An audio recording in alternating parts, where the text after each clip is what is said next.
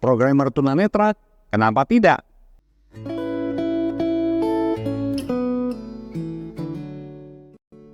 Saya Agung, Managing Director dari Imamatek. Kami adalah perusahaan software development. Sudah sejak lama kami menerapkan kesempatan yang setara untuk semua karyawan di Imamatek.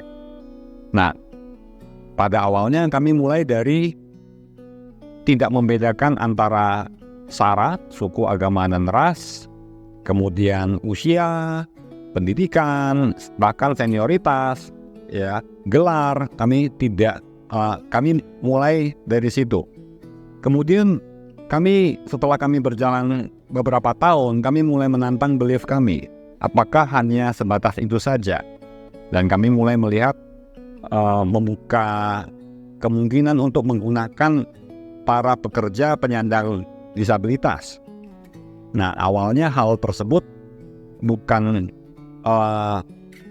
hal yang umum bagi kami. Kami mulai mencoba apakah dimungkinkan menggunakan karyawan penyandang disabilitas. Jadi kami mulai berpikir, sepanjang disabilitas tersebut tidak menghalangi jenis pekerjaan tersebut, kenapa tidak? Kami bersedia untuk mencobanya. Jadi di sini kami memulai tanpa harus mempersiapkan infrastrukturnya terlebih dahulu. Kami akan menggunakan kesempatan ini dengan cara kami memulai membuka lowongan yang dimana kami nyatakan dengan jelas bahwa para penyandang disabilitas silakan melamar. Nah, jadi satu ketika di Imamatek ada membuka lowongan programmer. Ya, setelah dibuka dan kami nyatakan bahwa penyandang disabilitas dipersilakan untuk melamar, kemudian tiba-tiba HRD kami datang kepada saya mengatakan, "Pak, ini ada satu pelamar yang unik nih." Ya, di lamarannya ditulis bahwa dia penyandang tunanetra. Cerita Rafin saat melamar. Jadi dulu itu saya menemukan iklan lowongan pekerjaan dari Jobstreet, di mana Imamatek sedang membutuhkan 4 orang tenaga programmer baru. Saya berpikir mau saya ambil atau enggak ya, mau saya coba atau enggak ya gitu. Tapi setelah saya renungkan lagi gitu, kalau misalnya saya coba, kemungkinannya ada 2, bisa berhasil dan juga bisa gagal. Tapi kalau saya enggak coba, kemungkinannya cuma 1, yaitu udah pasti gagal. Akhirnya saya kirim CV. Beberapa waktu kemudian dapat panggilan interview. Nah, pada saat interview juga dites logika dan membuat program. Saya waktu itu masih berpikir kalau programmer nggak punya kaki, nggak punya tangan, masih bisa bekerja gitu. Tapi kalau tunanetra, apakah bisa gitu? Tapi saya bilang, ya udah, kita kasih kesempatan. Singkat cerita, wawancara dilakukan secara online. Ya,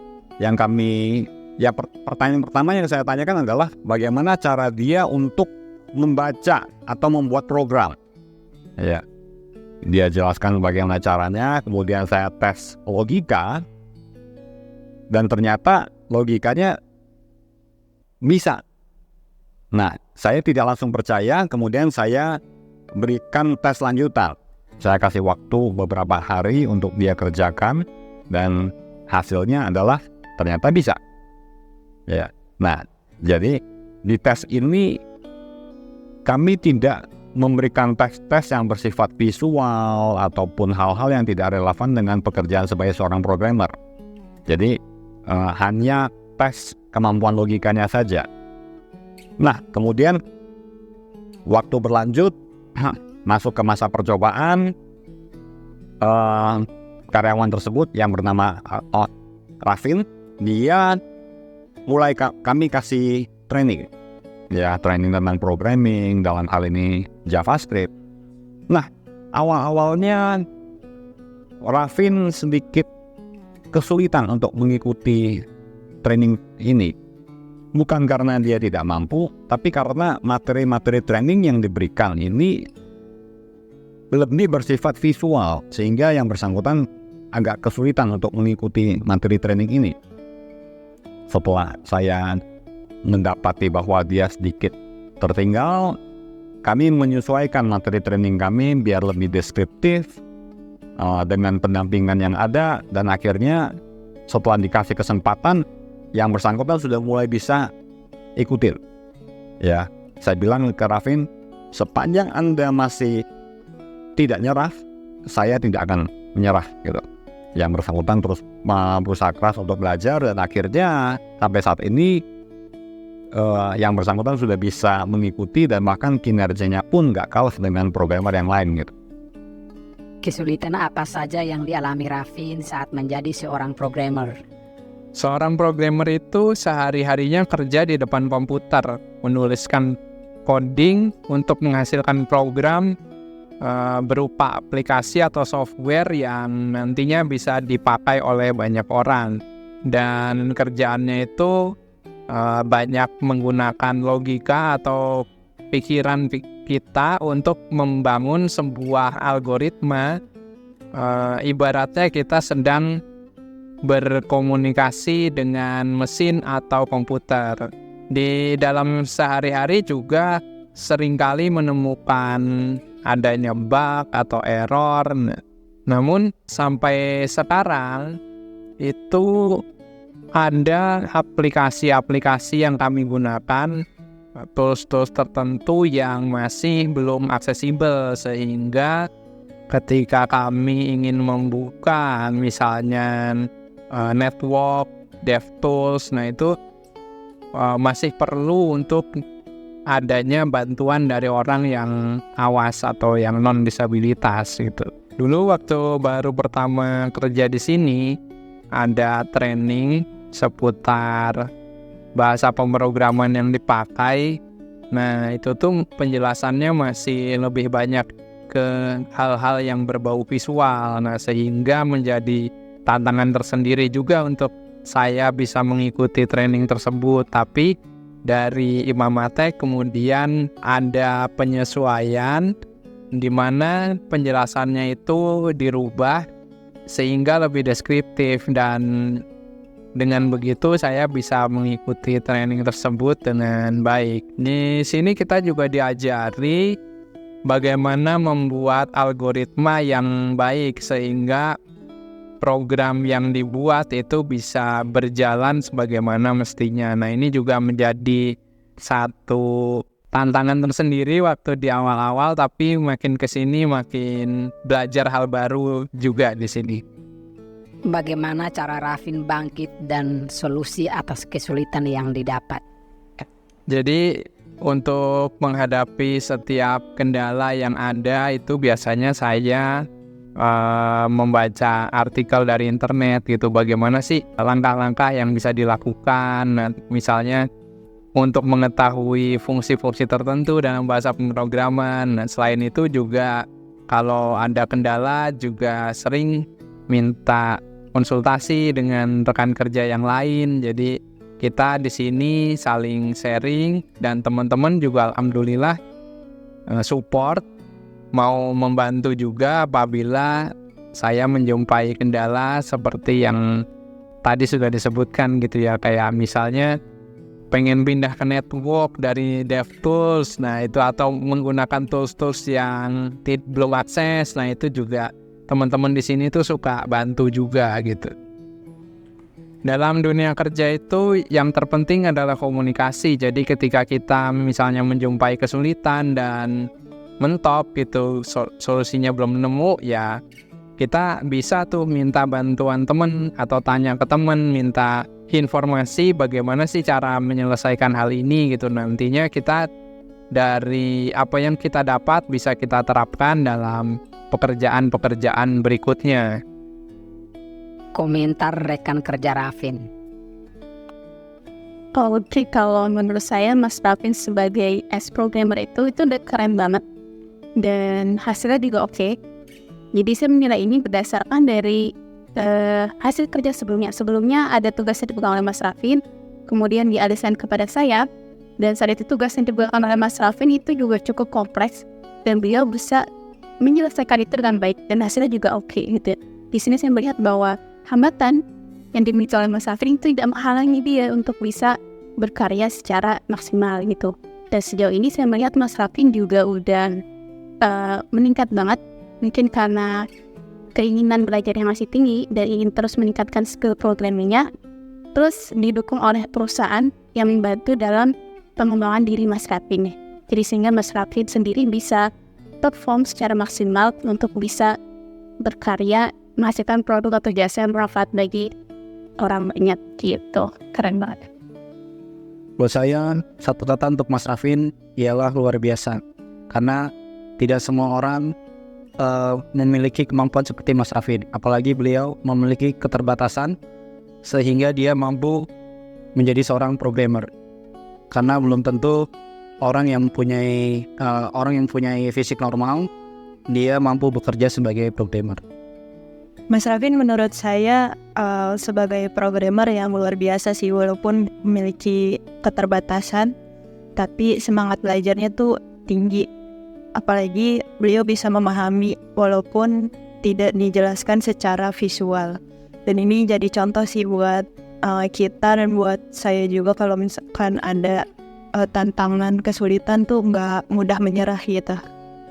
Menurut saya Mas Rafin yang bekerja sebagai programmer merupakan salah satu bentuk kesetaraan yang paling terlihat. Beliau juga berani menghadapi tantangan yang diberikan sehingga beliau bisa menjadi seperti saat ini. Review program yang dikerjakan Rafin. Imamatek sebelumnya sudah memiliki sistem evaluasi kinerja karyawan. Proses evaluasi kinerja ini dilakukan manual yang sekarang nih, jadi masih banyak papernya gitu ya. Jadi masih banyak validasi-validasi yang harus dilakukan manual gitu. Jadi untuk mendapatkan hasil evaluasinya tuh masih butuh waktu yang cukup lama. Ditambah lagi proses reminder untuk evaluasi ini juga masih dilakukan manual oleh HRD. Jadi masih harus disenggol satu-satu nih ke setiap karyawan bahwa ini sudah masuk ke jadwal evaluasi nih, seperti itu. Dengan proses yang masih manual ini jadinya Imamatek sering terlambat dapat informasi soal produktivitas dari kinerja tim sendiri ya. Bersyukur dengan bergabungnya Rafin karena salah satu tugas beliau adalah untuk mendigitalisasi proses evaluasi karyawan ini. Rafin membantu pekerjaan yang tadinya masih banyak menggunakan kertas dan harus divalidasi manual menjadi paperless dan bisa divalidasi secara digital. Termasuk di situ juga ada fitur untuk membuat reminder otomatis bagi karyawan yang sudah masuk masa evaluasinya. Dengan aplikasi tersebut membuat produktivitas tim bisa segera terlihat. Bahkan tiap karyawan juga sudah bisa langsung melihat hasil perubahan remunerasi mereka, yaitu bisa dilihat langsung dari sistem yang sudah dibuat oleh Rafin tadi. Sehingga sistem ini menjadi terbuka untuk semua karyawan kami. Imamatek mendevelop satu aplikasi khusus untuk mencatat dan mengelola administrasi sekolah. Kami namakan aplikasi tersebut adalah Biskul. Biskul memiliki fitur-fitur yang dapat membantu administrasi sekolah agar bisa lebih efisien dan lebih akurat. Fitur-fitur tersebut meliputi reminder SPP siswa secara otomatis kepada para orang tua atau wali siswa. Selain itu, bisa juga untuk mencatat nilai dan notifikasi penghubung kepada orang tua siswa.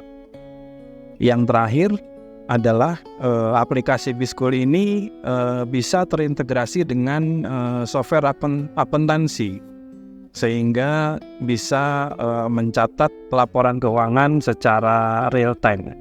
Rafin adalah salah satu programmer yang banyak terlibat dalam mendevelop aplikasi Biskul ini. Awalnya kami mengira Rafin akan banyak mengalami kesulitan karena di setiap meeting project kami, biasanya kami banyak menggunakan tampilan visual berupa gambar. Tetapi ternyata tidak, karena di dalam requirement tersebut cukup ditambahkan keterangan detail secara tulisan sehingga dari situ Rafin dapat cukup cepat memahami apa yang diminta oleh requirement tersebut. Jadi menurut kami, keterbatasan secara visual seharusnya tidak menghambat seseorang bisa menjadi programmer yang baik. Selama tetap mau berusaha dan tidak mudah menyerah untuk belajar, maka pasti seseorang akan berhasil dalam bidang yang ditekuninya. Cerita Rafin cara dia bekerja. Sama seperti yang lain, jadi kerjanya itu menggunakan laptop. Cuma bedanya laptopnya itu ada yang namanya aplikasi screen reader atau pembaca layar. Nah, yang saya gunakan namanya itu NVDA. Dengan aplikasi pembaca layar tersebut, apa yang tertulis di layar itu bisa dibacakan. Apa yang kita ketik juga nantinya si aplikasi itu akan membacakan juga. Jadi kita nggak perlu takut salah ketik atau apa. Jadi itulah gambaran bagaimana kita ini sebagai tunanetra bekerja. Apostrof mesin tip sama T. LS. Nggak betul. Benar. Apostrof mesin tip sama T. Bagi Anda penyandang tunanetra dan Anda merasa Anda mempunyai logika yang baik, ayo lamar kemari sebagai programmer. Kami akan latih Anda menjadi seorang programmer yang handal. Bagi Anda seorang yang berada di posisi manajemen, percayalah bahwa penyandang difabel dalam hal ini adalah tunanetra. Mereka hanya tidak memiliki mata, tapi yang lainnya mereka punya, khususnya adalah otak. Seorang programmer yang diperlukan hanyalah otaknya, bisa berpikir secara logis. Dan Anda, apabila Anda berada di dalam posisi yang mempunyai wewenang untuk membuat keputusan, mari buat keputusan dengan memberikan kesempatan yang setara kepada para tunanetra ini agar mereka mampu membuktikan apa kemampuan mereka. Bila Anda ragu, kami di Imamatek bisa tunjukkan kepada Anda apa yang bisa dilakukan oleh para tunanetra ini. Kami akan tunjukkan kepada Anda bagaimana caranya. Programmer tunanetra, karena apa tidak?